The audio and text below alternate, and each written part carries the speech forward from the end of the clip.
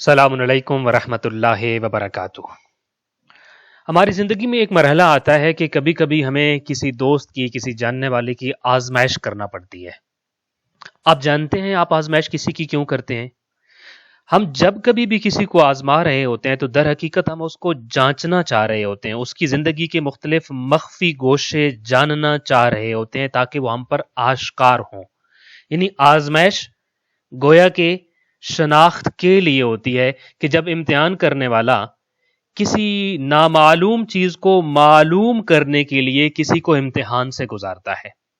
مثلا استاد نہیں جانتا ہوتا کہ میرے شاگرد میں کس شاگرد میں کون کون سی صلاحیت ہے اور اس نے اپنے سبجیکٹ میٹر کو کس حد تک اپنی گرپ میں لے لیا، تو لہٰذا وہ امتحان رکھتا ہے اور ان کو آزماتا ہے، اور پھر اس آزمائش کے بعد اس کو معلوم ہوتا ہے کہ کس اسٹوڈنٹ نے کون سا گریڈ لیا اور اس نے اس پورے میٹر کو کس حد تک سمجھ لیا ہے۔ جب کبھی بھی کہیں بھی آزمایا جا رہا ہو تو آزمائش کے تین سبب ہو سکتے ہیں، تین وجوہات ہو سکتی ہیں۔ پہلی وجہ یہی ہوتی ہے کہ آپ کشف حقیقت کے لیے کسی کو آزماتے ہیں، یعنی آپ حقیقت جاننا چاہتے ہیں، آپ اصلیت کو پہنچنا چاہتے ہیں، آپ واقعیت تک کا سفر کرنا چاہتے ہیں، تو آپ پھر کسی نہ کسی کو آزما رہے ہوتے ہیں۔ ایک وجہ یہ ہوتی ہے۔ اچھا، آزماتا تو ہمیں خدا بھی ہے، تو کیا خدا کے سامنے ہماری حقیقت آشکار نہیں ہوتی اور کشف نہیں ہوتی؟ خدا ہماری حقیقت کو جانتا ہے تو پھر کیوں ہمیں آزماتا ہے؟ نہیں، یہ جو پہلی آزمائش ہے، یہ والی آزمائش خدا انسانوں کی نہیں کرتا بلکہ انسان انسانوں کی کرتا ہے۔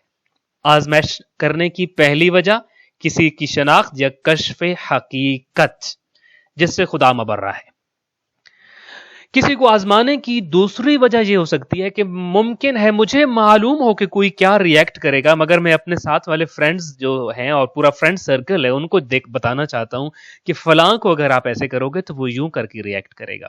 یعنی کشف حقیقت نہیں مقصد، بلکہ مقصد یہ ہے کہ جو حقیقت میں جانتا ہوں وہ حقیقت دوسروں کے سامنے آشکار ہو جائے۔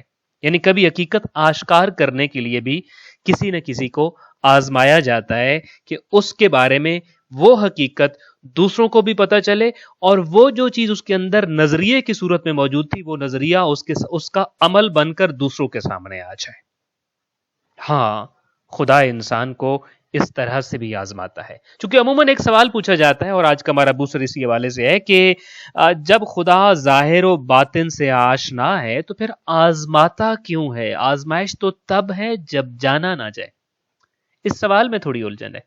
آزمائش کی تین وجوہات، اور دوسری وجہ یہ ہے کہ جب آپ کسی حقیقت کو آشکار کرنے کے لیے کسی کو آزما رہے ہوتے ہیں۔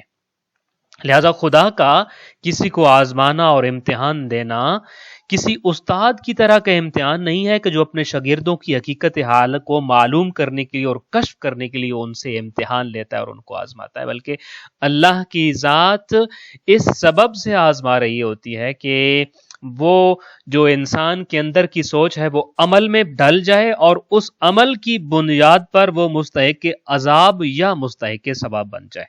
لیمیز اللہ الخبیث من الطیب، خدا یہ چاہتا ہے طیب الگ ہو جائے، خبیث الگ ہو جائے۔ اہل عذاب والا عمل کر کے عذاب کو اپنے لیے لازم قرار دیں، اہل ثواب والا کام کر کے اپنے آپ کے لیے اس ثواب کو لازم قرار دیں۔ سورہ العنکبوت ورس نمبر 2 اور 3۔ ایک لمحے کو یہاں رک کے یہ ذہن میں رکھیے، ہم یہ باتیں اس لیے کر رہے ہیں کہ ہم ہر روز آزمائے جا رہے ہیں، ہم ہر روز آزمائش کی بھٹی سے گزر رہے ہیں۔ سورہ العنکبوت ورس نمبر 2 اور 3۔ احسب الناس ان یترکوا ان یقولوا آمنا وهم لا یفتنون، لوگوں نے یہ سمجھ لیا ہے کہ وہ یہ کہیں گے کہ ہم ایمان لے آئے اور ایمان کا جھنڈا ہاتھ میں ان کے ہوگا، لہٰذا ہم ان کو چھوڑ دیں گے کہ نہیں، چونکہ ایمان کا جھنڈا ان کے ہاتھ میں، لہٰذا ان کو چھوڑ دیا۔ لوگوں نے یہ کیوں گمان کر لیا کہ وہ کہیں گے کہ ہم ایمان لے آئے تو ہم ان کو نہیں آزمائش میں ڈالیں گے۔ وَلَقَدْ فَتَنَّا الَّذِينَ مِن قَبْلِهِمْ، ہم نے تو ان سے پہلے جتنے گزرے ہیں ساروں کو آزمائش میں ڈالا ہے۔ بلکہ ایک اور آیا میں تو یہ فرمایا کہ ہم نے اپنے بہت قریبی لوگوں اور ان انبیاء کو بھی آزمائش میں ڈالا جو ان امتیں میں ہوتے تھے، اور اس قدر ان کے اوپر مشکلات بھیجیں کہ وہ پکار اٹھے متی نصر اللہ، اللہ تیری مدد کب آئے گی؟ تم صرف ایمان کا دعویٰ کرتے ہو اور یہ گمان کرتے ہو کہ تمہیں آزمایا نہیں جائے گا، ہم تم کو ضرور آزمائیں گے۔ فَلَيَعْلَمَنَّ اللَّهُ الَّذِينَ صَدَقُوا وَلَيَعْلَمَنَّ الْكَاذِبِينَ، تاکہ اللہ یہ بتا دے کہ سچے کون ہیں اور جھوٹے کون ہیں۔ इसी चीज की तरफ इमाम हुसैन अलैहिस्सलाम ने करबला में इशारा फरमाया था। और फरजदक से मुलाकात के वक्त, या फिर बाज रिवायात के मुताबिक फरजदक की बजाय वो बुध या जुमरात ही के दिन 2 मुहर्रम को जो आपका पहला खिताब था सरजमीन करबला पर, उसमें आपने ये बात की थी और आपने फरमाया था अन्नासु अबीदुद दुनिया, लोग दुनिया के बंदे हैं, दुनिया के पीछे भागते हैं, दुनिया के गुलाम हैं। वद्दीनु लाइकुन अला अलसनतिहिम, अच्छा मौला ये सारे के सारे दुनियादार हैं, आपने कहा ये दुनिया के बंदे हैं और दुनिया के गुलाम हैं और दुनिया के रसिया हैं, ये तो बड़े दीनदार लोग हमें तो इनमें नजर आते हैं। तो इमाम अलैहिस्सलाम ने फरमाया कि दीन सिर्फ इनकी जुबान की नोकों पर मौजूद है, जुबान जुम्बिश करती है तो दीन की बातें निकलती हैं, वरना दीन इनके वजूद में नहीं है। मौला कैसे पता चलेगा कि किसके अंदर दीन चला गया है और कौन दुनियादार है? तो फरमाया कि यहूतूनहु मा दर्रत मायशुहुम, ये तब तक दीनदार रहते हैं जब तक दीन की लिबादे ओढ़कर इनकी दुनिया के मामला ठीक चलते रहे, लेकिन जो ही दुनिया का मामला डिस्टर्ब होने लगता है ये दीन की लिबादे उतार के खालिस दुनियादाराना चेहरे में सामने आ जाते हैं। तो मौला ये कैसे पता चलेगा? फरमाया फायजा मुहसु बिलबला कल्लत दयानून, जब आजमाइश आती है, आजमाया जा रहा होता है, मुश्किलात आती हैं और आजमाइशों में मुब्तला होते हैं, तब दीनदार कम रह जाते हैं। वही मरहला होता है जहां मालूम होता है कि वो फल यालमन्नल्लाहु अल्लज़ीना सदकू वल यालमन्नल काज़िबीन, सच्चे कौन हैं और झूठे कौन हैं। सो आजमाइश का एक मकसद ये है ताकि अल्लाह की जात लोगों को बता सके कि अपने दावे में सच्चा कौन है और झूठा कौन है, और ताकि मुस्तहिक के सवाब बन सकें वो जो अल्लाह के नज़दीक सच्चे और तय्यब हैं, और मुस्तहिक के अजाब बन सकें वो लोग जो अल्लाह के नज़दीक काज़िब हैं और खबीस हैं। आजमाइश कभी कश्फ़े हकीकत के लिए है, नंबर 2 कभी हकीकत आश्कार करने के लिए है, और नंबर 3 कभी हकीकत को बदलने के लिए भी आजमाया जा रहा होता है। खालिक कायनात इसलिए आजमाता है कि ताकि हमारे अंदर की काबिलियतें और सलाहियतें जो हमें नहीं मालूम थी वो निखर कर सामने आए और हकीकत का रुख बदल के रख दें। मसलन किसी चीज को हम तोलना चाहते हैं ना, तो फिर क्या करेंगे? तराजू के पलड़ों में हम किसी चीज को तोलकर हम इस बात का अंदाजा लगाते हैं कि इसका वजन कितना है। अच्छा, अब तराजू का रोल क्या है इसमें? मीजान का क्या रोल है? तराजू सिर्फ इस बात की निशानदेही करता है कि किसी चीज का वजन कितना है, और बस, इससे आगे कुछ नहीं बताता। उस चीज के वजन की कमी या बेशी या ज्यादती जो है उसमें तराजू मुअस्सिर नहीं है कि वो खुद वजन पूरा कर सके, बल्कि वजन कम या ज्यादा करने के लिए हमें कोई दूसरा काम सरअंजाम देने की जरूरत होती है, और वही काम होता है जो वजन की कमी बेशी को पूरा करता है और उसको मेंटेन करता है।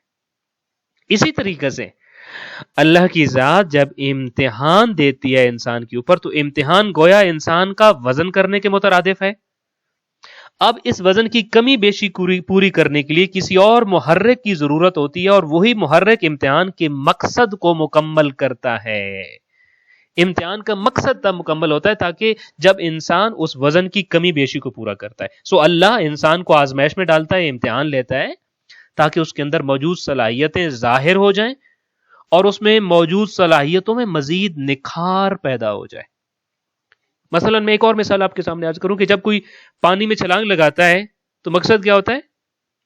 पानी में छलांग लगाता है ताकि तैरना सीखे। जब तक पानी में छलांग लगाई नहीं जाएगी तैराकी सीखी नहीं जाएगी। अब हकीकत पहले ये थी कि मैं तैराकी नहीं जानता, I don't know how to swim, लेकिन मैंने पानी में छलांग लगाई और ताकि अपनी हकीकत को बदल सकूं कि I am a good swimmer. बिल्कुल ऐसे ही अल्लाह की जात हमारे ऊपर मुश्किलात को भेजती है ताकि हम अपनी हकीकत के लेबल को बदल लें कि नहीं, मेरे अंदर ये सलाहियत भी है और ये काबिलियत भी होती है। लिहाजा यही मिसाल मुश्किलात और हालात और वाकयात के बारे में है कि इम्तिहान के वो लम्हात इंसान की तरबियत करते हैं, तमरीन करते हैं, उसकी प्रैक्टिस कराते हैं उसकी, और उसको मजीद निखार देते हैं। आयतुल्लाह खामनाई कहते हैं कि जब वेस्ट ने हम पर शुरू में पाबंदियां लगाई थी तो तब हम ईरान ऑयल प्रोड्यूस करता था लेकिन रिफाइन नहीं कर सकता था। फिर उन पाबंदियों ने हमें ऑयल रिफाइन करना सिखा दिया। बस इम्तिहान क्या करता है? इम्तिहान इसलिए होता है ताकि इंसान उन गिरफ्तारियों में रहकर कमाल को पहुंचे और अपनी हकीकत को बदल कर रख दे और कमाल की तरफ सफर करे। उसकी अंदरूनी इस्तेदाद और सलाहियतों में निखार आए, वो आश्कार हो जाएं। अगर ये आजमाइश ना होती, अब एक लम्हे को रुक के यहां पे ये सोचना है, क्योंकि इंसान आजमाइश से तंग पड़ने लगता है। یہ آزمائش تو مجھے معراج کی طرف لے جا رہی ہے، مجھے تو تکامل کی طرف لے کے جا رہی ہے، میری حقیقت کو پازیٹیوٹی میں بدلنے کے لیے آزمائش میرے اوپر آئی ہے۔ اگر یہ آزمائش نہ ہوتی تو انسان ہمیشہ لمیٹڈ ایک دائرے کے اندر رہتا، محدود رہتا، یہ صلاحیتیں نہ نکھرتی اور وہ کمال کو کبھی بھی نہ پہنچ سکتا۔ اسی لیے امام صادق علیہ السلام کا بڑا خوبصورت فرمان ہے، جس کو آپ اس بیک گراؤنڈ کے ساتھ سمجھیں گے۔ آپ نے فرمایا تھا اذا اضیفت البلاء کان من البلاء عافیۃ، بلاؤں میں اضافہ، امتحانات میں اضافہ مشکلات سے چھٹکارے کا باعث ہوتا ہے۔ یہی مثال جو بھی آپ کے سامنے عرض کر رہا ہوں، پانی میں چھلانگ لگانے سے اب میں مشکل سے نکل گیا ہوں، اب میں تیراک بن گیا ہوں۔ ویسٹ کی پابندیاں لگانے سے اب ہم آئل ریفائن کر سکتے ہیں۔ بلاؤں میں اضافہ ہوا، پابندی لگائی گئی، مقصد کیا تھا؟ بلاؤں سے چھٹکارے کا سبب بنا۔ ہم کسی کے پابند تھے پہلے اور ہم ایک کام کسی کے مجبور تھے اور کسی کے محتاج تھے، ہماری محتاجی ختم ہو گئی ہے۔ یہ روایت میں آتا ہے کہ خدا بند عالم جب اپنے مومن بندے کو مختلف بلاؤں اور امتحانوں کے ذریعے آزمائش کرتا ہے تو یہ بالکل ایسی ہے جس طرح گھر والے اپنی کسی سربراہ کی انواع و اقسام کے کھانوں کے ذریعے خاطر مدارت کرتے ہیں اور اس کو مختلف قسم کے تحفے دیتے ہوتے ہیں۔ آزمائش اللہ کا تحفہ ہے۔ آزمائش گویا کہ اللہ کی طرف سے ایک خاطر مدارت ہے جو انسان کی جا رہی ہوتی ہے۔ اور امام حسن عسکری علیہ السلام کا ایک فرمان جیسے انشاءاللہ تعالی ہم نے اپنے لیے ماہ رمضان المبارک میں یہ سمجھنا ہے کہ آزمائشیں اور مشکلات میرے لیے تحفہ اور انعام پروردگار ہیں، کہ 11ویں امام یہ فرماتے ہیں کہ ما من بلیۃ الا وللہ فیہا نعمت تحیط بہا، کوئی آزمائش اللہ کی طرف سے ایسی نہیں ہے جس کے لیے خدا کی طرف سے کوئی نہ کوئی نعمت نہ ہو کہ جو آزمائش کو گھیرے ہوئی ہوتی ہے۔ مشکل بیچ میں بند ہوتی ہے، سائیڈ میں نعمتوں نے اس کو گھیرا ہوا ہوتا ہے۔ یہ پیکج جب میرے اوپر نازل ہوتا ہے میں نعمتوں کو دیکھ نہیں پاتا، صرف مشکل کو دیکھ پاتا ہوں، گھبرا جاتا ہوں، کبھی شکوہ اور شکایت کر بیٹھتا ہوں۔ امام حسن عسکری فرماتے ہیں اس آزمائش کے ارد گرد جو دائرے میں اللہ نے نعمتیں اس کے ساتھ لگا کے بھیجی ہیں ان پہ نگاہ ڈال، تو پریشان نہیں ہوگا بلکہ خوش ہو جائے گا کہ اللہ نے تیرا ایک سٹیج اور اوپر کر دیا ہے، درجہ بڑھا دیا ہے۔ سو انشاءاللہ تعالی آج کے اس بوسٹر میں ہم یہ جانیں گے کہ آزمائشیں چاہے وہ روزے کی بھوک پیاس ہی کی کیوں نہ ہو، کوئی بھی زندگی میں آنے والی آزمائش، اور یاد رکھیے کوئی لمحہ آزمائشوں سے خالی نہیں ہے، ہر آزمائش انسان کو تکامل کی طرف لے کے جاتی ہے، ہر آزمائش انسان کو کمال کی طرف لے کے جاتی ہے، اس کے اندر نکھار پیدا کرتی ہے، عروج دیتی ہے اور ترقی دیتی ہے۔ السلام علیکم ورحمۃ اللہ وبرکاتہ۔